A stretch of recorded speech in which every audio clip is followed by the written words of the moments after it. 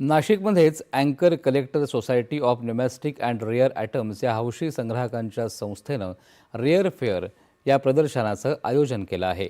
या प्रदर्शनाला प्रेक्षक आणि पुरातन वस्तू संग्राहकांचा उत्स्फूर्त प्रतिसाद मिळत असून शेकडो नागरिक या प्रदर्शनाला भेट देऊन पुरातन आणि मूर्ती तसंच वस्तूंविषयी जाणून घेत आहेत. भेट देणाऱ्या व्यक्तींमध्ये शालेय महाविद्यालयीन विद्यार्थी आणि तरुणांची संख्या उल्लेखनीय आहे.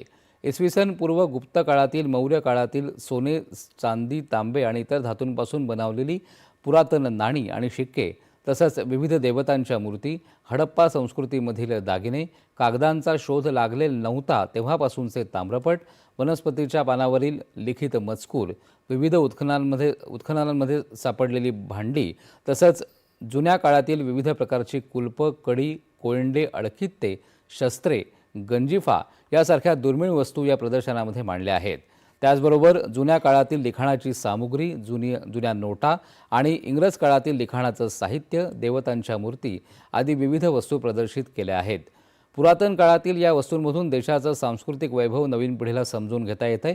राष्ट्रीय स्तरावरील 30 नोंदणीकृत मान्यताप्राप्त संस्था, व्यापारी लिलाव करणाऱ्या संस्था तसंच हौशी संग्राहकांनी या प्रदर्शनांमध्ये आपले स्टॉल लावले आहेत.